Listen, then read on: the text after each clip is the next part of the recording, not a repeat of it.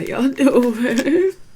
So OnlyFriends made her debut this past weekend.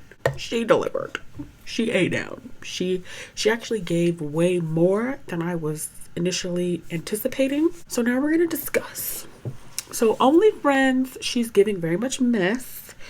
I think the entire friend group is going to be messy. Let's start with Mew because I think Mew is gonna be like the master manipulator of the squad because he said that he's really good at reading people. He's super observant. So because he said he's super observant and he's really good at reading people, and he also gives me the vibe of like being very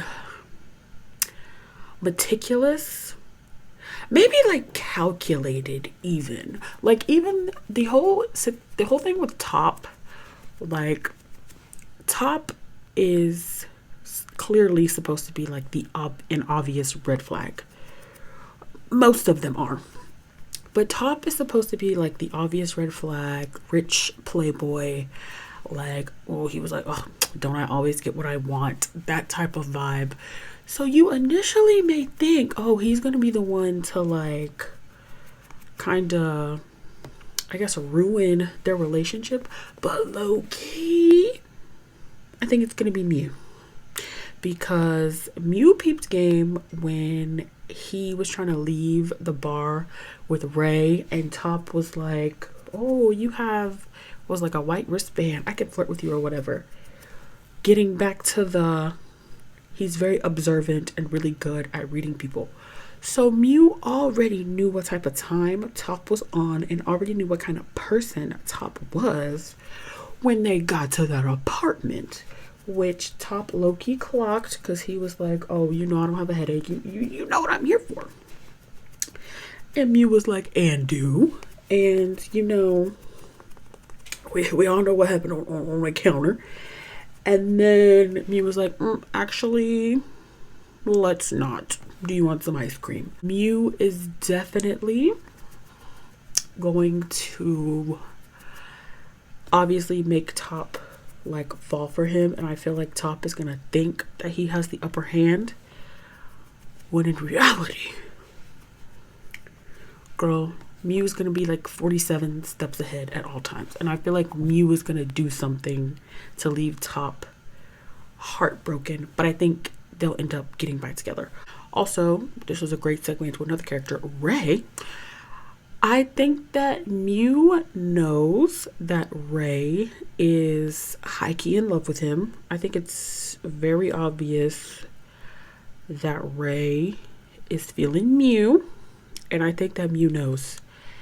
And I don't know how, and I don't know what's gonna happen, but I feel like that is going to come into play later, and Mew is gonna use that somehow. I don't know how, but I just feel that is what's gonna happen, because Mew is smart, and Mew is very particular, meticulous, calculated, if you will.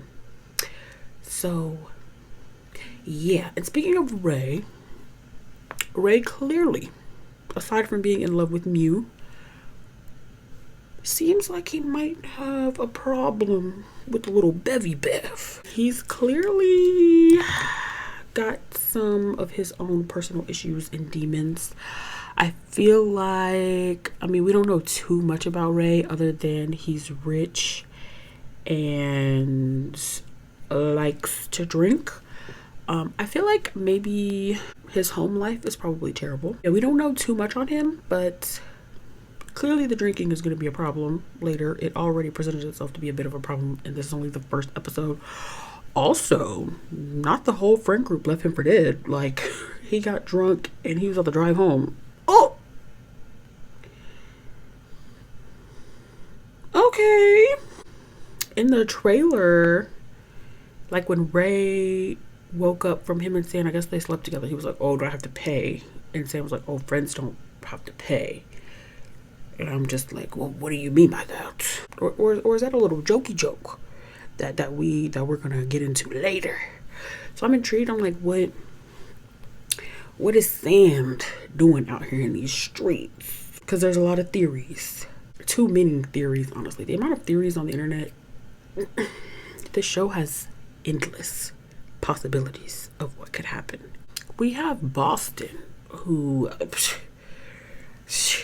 Boston is clearly for the streets, but it's very obvious that Boston would gladly leave the streets behind for Top, but obviously Top is having none of that. So yeah, so we have Boston likes Top, Ray likes Mew, and Top and Mew end up together.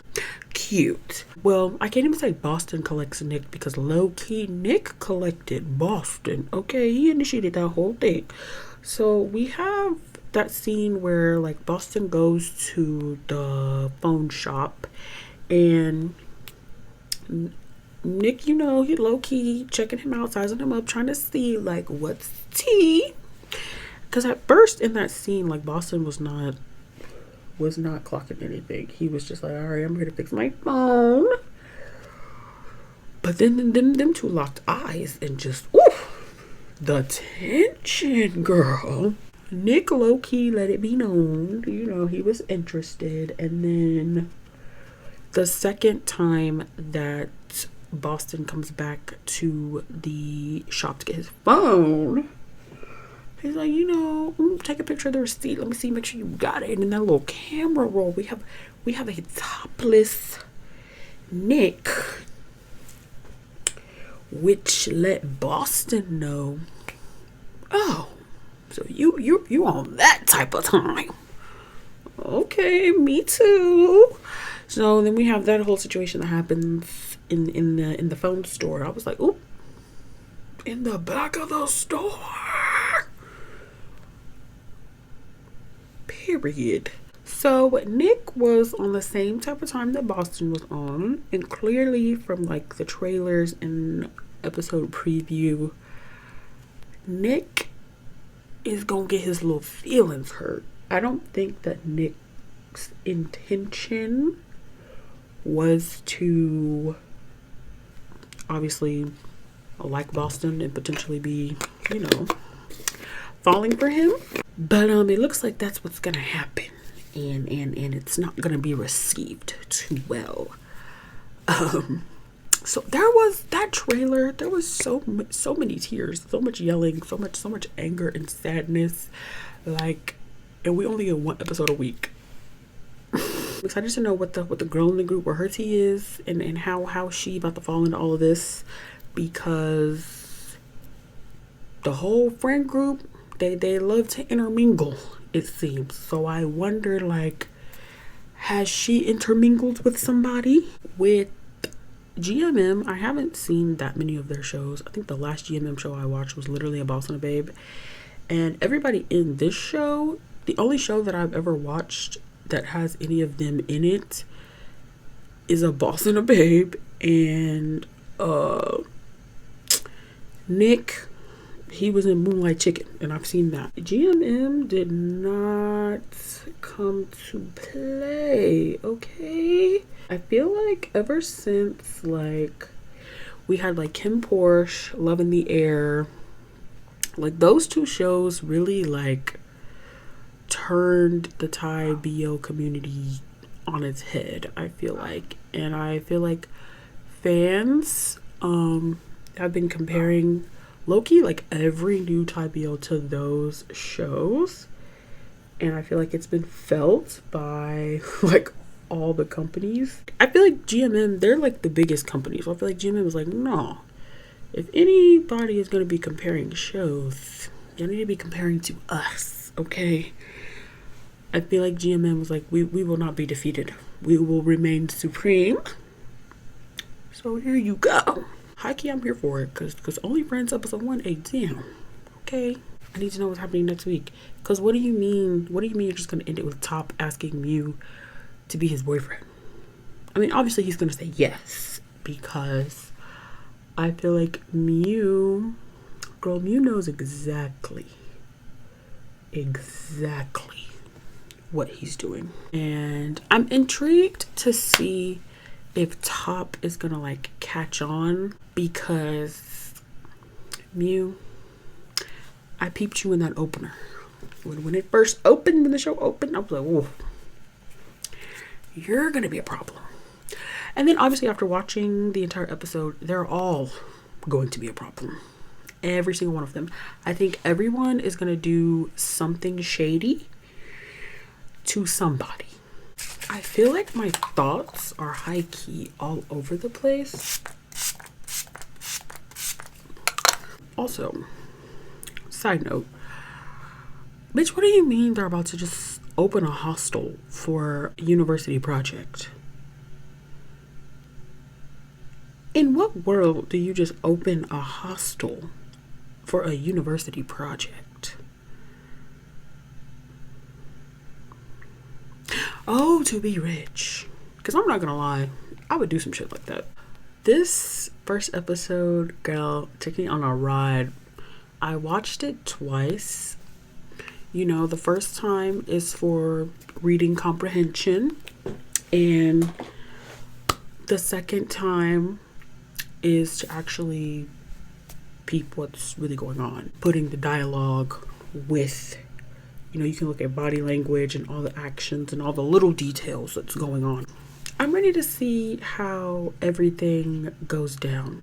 I just know that the show is about to be very messy.